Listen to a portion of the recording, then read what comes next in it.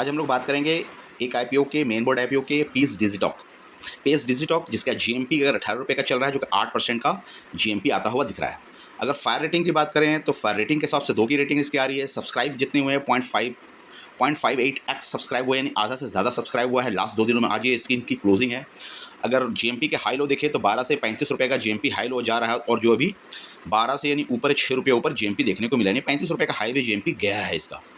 And price band पे देखिए 219 रुपये का प्राइस बैंड पे आ रहा है, और ये आईपीओ की जो साइज़ है थोड़ी बड़ी है, 819 करोड़ की आईपीओ की साइज़ है, जो बोल सकते हैं थोड़ा सा बड़ा आईपीओ है।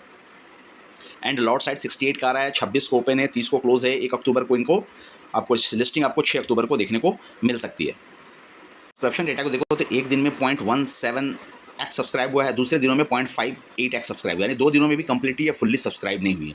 रिटेल क्या कर रहे हैं? रिटेल देखिए फर्स्ट डे में 0.19x सब्सक्राइब किया और सेकंड डे में भी 0.66x सब्सक्राइब। रिटेल भी थोड़ा सा धीमा सब्सक्रिप्शन यहाँ पे देखने को मिल रहा है। एम्प्लॉय कैटेगरी में देखा जाए तो 1.15x सब्सक्राइब हो चुके हैं। देन बड़े इंस्टीट्यूट क्या कर रहे हैं? क्यूआईबी क्या कर रहा है? तो फर्स्ट डे में 1.1x सब्सक्राइब हुआ, सेकंड डे के बाद 2.4x सब्सक्राइब हुआ है। 0.24x सब्सक्राइब यानी 100% यहाँ भी सब्सक्रिप्शन नहीं है। सबसे ज़्यादा सब्सक्राइब SNII यानी बिलो 10 लाख के नीचे वाले में दिख रहा है, 1x सब्सक्राइब हो चुका है। तो मोटा मोटी बोल सकते हैं कि 2 दिनों के अंदर मिला जुला थोड़ा सब्सक्रिप्शन डेटा कम है। डेटा कम होने के कारण हम यहाँ बोलेंगे कि 200-300 करोड़ के आईपीओ नहीं, 800 करोड़ के आईपीओ थोड़ा सा ज़्यादा है, इस कारण सब्सक्रिप्शन थोड़ा कम दिख रहा है। इस हिसाब से थर्ड डे है, और थर्ड डे आज लास्ट डे है। लास्ट डे में इसकी सब्सक्रिप्शन थोड़ी बढ़ते हुए आपको देखने को मिल सकती है। थर्ड चेकिंग पॉइंट जो है हमारा एंकर लिस्ट। एंकर लिस्ट देख सकते हैं कि 15 एंकर लिस्ट इसमें ऑलरेडी अवेलेबल है। बड़े एंकर लिस्ट में देखा जाएगा तो यहाँ पे एसबीआई मुझे दिख रहा है, बड़े level anchor SBI general insurance दिख रहा है, बंधन म्यूचुअल फंड दिख रहा है, देन सेंथ कैपिटल दिख रहा है। देन इसमें बड़े म्यूचुअल फंड्स में वो 3-4 म्यूचुअल फंड्स जो बड़े दिख रहे हैं। टोटल अगर आईपीओ के साइज के हिसाब से देखा, अमाउंट के हिसाब से देखा जाए तो 245 करोड़ का एंकर लिस्ट के हिसाब से इनका इन्वेस्टमेंट दिख रहा है, 245 करोड़ के आसपास। एंकर इन्वेस्टर क्यूआईबी की कैटेगरी में आते हुए दिख रहे हैं। तो एंकर इन्वेस्टरों में को प्राइस बैंड मिल रहा है 219 रुपये का। अगर परसेंटेज वाइज देखें, anchor investor as a percentage of QIB में 60% स्टेक यहाँ लेते हुए दिख रहे हैं। तो यहाँ पे देखा सकता है एंकर इन्वेस्टर का रुझान इस आईपीओ में थोड़ा ठीक ठाक दिख रहा है, जबकि जीएमपी और सब्सक्रिप्शन डेटा उतने बेहतर नहीं आ रहे हैं जिस हिसाब से बेहतर की उम्मीद होनी चाहिए। और चेकलिस्ट पॉइंट है कि रिव्यू क्या दे रहे हैं brokers and analyst. Brokers and analyst का रिव्यू के हिसाब से देखें तो 6 अप्लाई बोल रहे हैं, में अप्लाई में कोई नहीं है, न्यूट्रल 1 रहना चाह रहे हैं, अवॉइड कोई नहीं है, नॉट रेटेड 1 है। यानी टोटल 75% अप्लाई का रेटिंग यहाँ आता हुआ देखने को मिल रहा है, आउट ऑफ 6, 7, 8 ब्रोकर हाउस के अकॉर्डिंग। तो अब ब्रोकर हाउस में बड़े बड़े कौन से देख रहे हैं? कैपिटल मार्केट न्यूट्रल रहना चाह रहे हैं, बीपी इक्विटी वेल्थ अप्लाई बोल रहे हैं, दिलीप देवदा नॉट रेटेड हैं, रिलायंस सिक्योरिटी अप्लाई बोल रहा है, वेंचर सिक्योरिटी अप्लाई बोल रहा है। तो उस हिसाब से देख सकते हैं कि अप्लाई का रेटिंग इसमें आता हुआ दिख रहा है। 1-2 ही न्यूट्रल्स में और मे अप्लाई में जा रहे हैं, नॉट और मे अप्लाई और अवॉइड करके किसी का रेटिंग नहीं आ रहा है। यानी देखा जाए ओवरऑल रिव्यू ठीक ठाक देखने को मिल रहा है। अब आते हैं आईपीओ के इंपॉर्टेंट डेट के ऊपर। क्या क्या इंपॉर्टेंट है? 26 को आईपीओ ओपन ऑलरेडी हो चुका है, 30 को क्लोज होने जा रहे हैं, टुडे लास्ट डेट है। आईपीओ के प्राइस बैंड को देखा जाए तो 208 से 219 रुपये के पर शेयर के हिसाब से आ रहे हैं, यानी प्राइस बैंड ठीक ठाक है, बहुत ज़्यादा हाई प्राइस बैंड का देखने को मिल रहा है। तो इस बट इसको पी से कंपेरिजन करेंगे तो पता चलेगा सस्ता है या महंगा है। अब आइए आईपीओ का फ्रेश इशू के साइज़ के बारे में देखें तो 819.15 करोड़ का है। तो आईपीओ में बोल रहा हूँ थोड़ा सा बड़ा साइज़ का आईपीओ दिख रहा है। 500 के नीचे मुझे दिखता तो मैं मीडियम बोलता, 300 के नीचे दिखता तो मैं लो बोलता। तो यहाँ पे थोड़ा सा हाई हम आईपीओ को बोल सकते हैं कि चूँकि सब्सक्रिप्शन इसमें कम आएंगे। तो फ्रेश इशू, पूरा ही फ्रेश इशू है, अच्छी चीज़ है कि पूरा पैसा लगाने जा रही है, इनको पैसे की रिक्वायरमेंट है बिजनेस में लगाने के हिसाब से। एंड यहाँ पे देखें तो फेस वैल्यू 2 रुपये का फेस वैल्यू पे आ रहा है। डिस्काउंटिंग एम्प्लॉय के लिए 20% का 20 रुपये का डिस्काउंट देता हुआ देखने को मिल रहा है। पर प्रमोटर होल्डिंग देखा जाए तो 84.07, यानी इसके पहले भी 15% 16% के आसपास बेच चुकी है आईपीओ लाने के पहले। अब प्री का हाल देखा जाए तो आईपीओ लाने के बाद इसके प्रमोटर होल्डिंग क्या घट के आती है, 69.5% है, यानी से 70% के आसपास मान के चलिए कि 30% आदमी आईपीओ के आते आते ही मार्केट में लिस्ट होने का 30% आपका स्टॉक डाइल्यूट होता हुआ दिख सकता है। ठीक है, 70% स्टॉक का वैल्यूएशन के हिसाब से होल्डिंग ठीक ठाक मुझे दिख रही है। आईपीओ 800 साइज 800 करोड़ का है और 800 ही फ्रेश इशू है, पैसा लगाने जा रही है। तो कहाँ लगाने जा रही है? तो जनरली बोल रहे हैं कि 630 करोड़ रुपये हम भैया कैपिटल एक्सपेंडिचर्स में लगाएंगे, और बाकी बात जो बच रहा है पैसा यानी 170 करोड़ से ऊपर जो बचेगा हम जनरल कॉर्पोरेट पर्पज से यूज़ करेंगे। यानी पैसा डायरेक्टली लग रहा है, एक अच्छी चीज़ है बड़े आईपीओ होने के बावजूद भी। देन पेस डिजिटॉक के बारे में अगर समझे तो ये करती क्या है? ये डिजिटॉक से थोड़ा सा समझ में तो आ रहा होगा, डिजिटल के हिसाब से ये टेलीकम्युनिकेशन इंफ्रास्ट्रक्चर इंडस्ट्री में है। Telecommunication infrastructure company operated in 3 verticals, 3 verticals में ये काम कर रही है।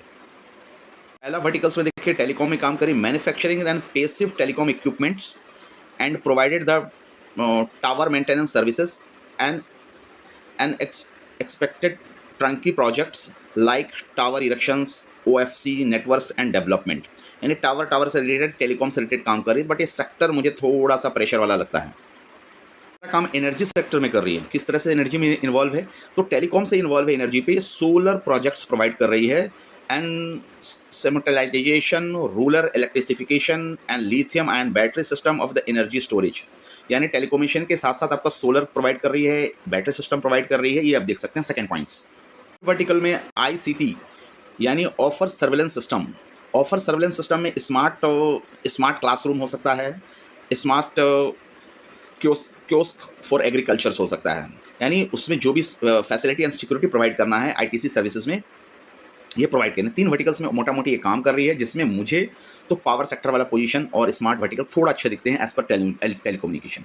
मैन्युफैक्चरिंग कर रही है तो 2 मैन्युफैक्चरिंग फैसिलिटी उनके बैंगलोर में है for the equipment and lithium ion battery के साथ, तो बैटरी वाला बिजनेस थोड़ा अच्छा दिखता है एंड टेलीकॉम इक्विपमेंट भी थोड़ा ठीक है, इक्विपमेंट के हिसाब से अगर देख सकते हैं तो बिजनेस के स्ट्रेंथ को देखिए, कंप्रिहेंसिव सॉल्यूशन प्रोवाइड कर रही है टेलीकम्युनिकेशन में, टावर सेक्टर से डाइवर्सिफाइड बिजनेस है segment with the strong order book है, एडवांस मैन्युफैक्चरिंग फैसिलिटी है, यानी track record of the financial and the operation performance अच्छा आ रहा है, हम लोग देखेंगे ट्रैक रिकॉर्ड कैसा अच्छा है, and experiences qualified senior management, ये तो भैया सभी के लिए स्ट्रेंथ है भैया, क्वालिफाइड मैनेजमेंट।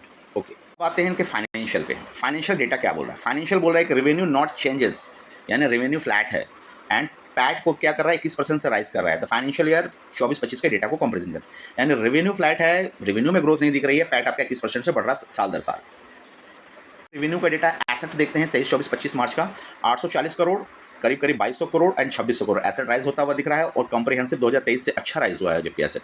टोटल इनकम को देखें, टोटल इनकम 514 करोड़ यानी और 2400 करोड़ एंड 2462 करोड़, तो यहाँ बोल सकते हैं थोड़ा फ्लैट, इसीलिए बोला ना रेवेन्यू फ्लैट है, 2400 करोड़ के आसपास में है, तो रेवेन्यू फ्लैट है, ठीक ठाक बोल सकते हैं, बट लास्ट 2023 से अच्छा रेवेन्यू इन्होंने निकाला है, मार्केट कैप के हिसाब से रेवेन्यू इनका अच्छा आता हुआ दिख रहा है, सभी टर्म इनके करोड़ उसमें है।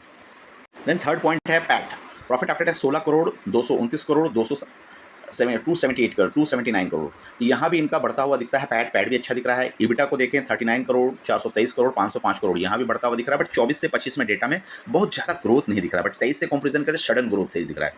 नेटवर्थ देखें तो 228 करोड़ 450 करोड़ यानी 1080 करोड़, मतलब कि नेटवर्थ देखा जाए तो 24 से अच्छा बढ़ा है, डबल होता हुआ दिखा है।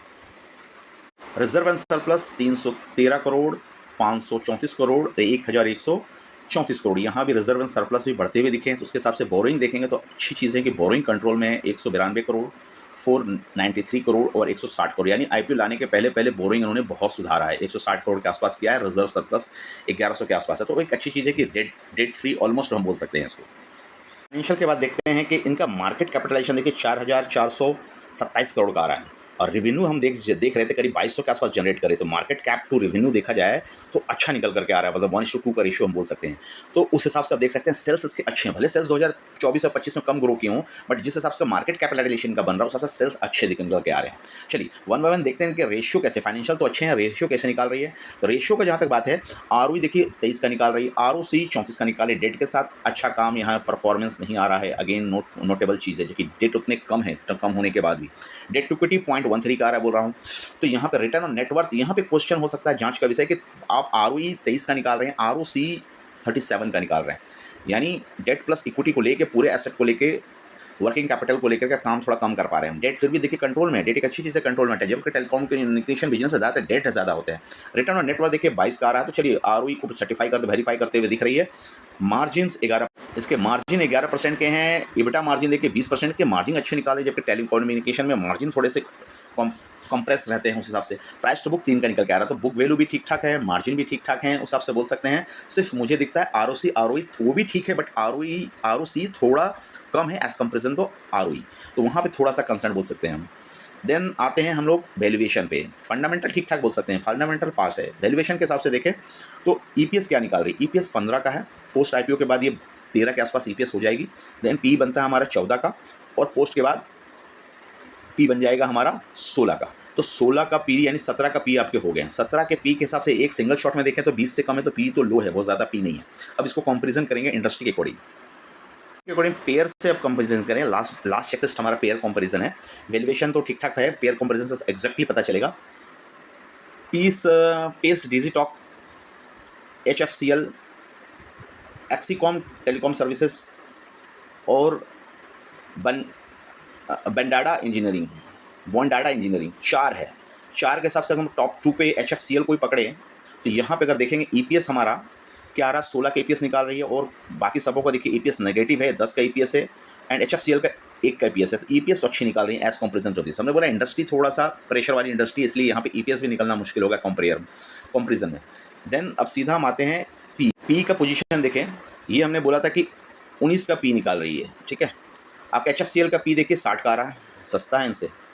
एंड नेक्स्ट आपका P दिख रहा है बनाडा इंजीनियरिंग का, बॉन्डाडा इंजीनियरिंग, प्रोनाउंसिएशन भी परफेक्ट, 37 का P निकाल रही है। तो पीयर के कंपैरिजन से सस्ता है, बेंचमार्क के 20 से कम है, तो इस सस्ते वैल्यूएशन पे हम देख सकते हैं। यहाँ पे रिटर्न ऑफ नेटवर्थ भी देखेगा, एनएवी रिटर्न ऑफ नेटवर्थ 28 का है, बाकी सबों से अच्छा है, 22 का है, बाकी सबों से अच्छा है, बनाडा इंजीनियरिंग से 25 का ला रही है।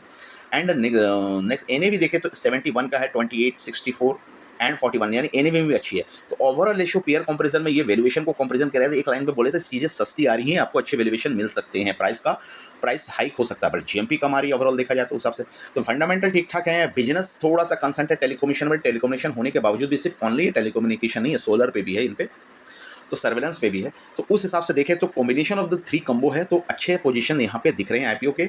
सब्सक्रिप्शन डेटा थोड़े से कम दिख रहे हैं यहाँ पे, बट जीएमपी भी थोड़ी कम दिख रही है। तो आज आप लंच के बाद इसको देख सकते हैं, रिव्यू कर सकते हैं बिफोर अप्लाई, बट मेरा कोई रिकमेंडेशन नहीं है, ये मेरी पर्सनल राय है।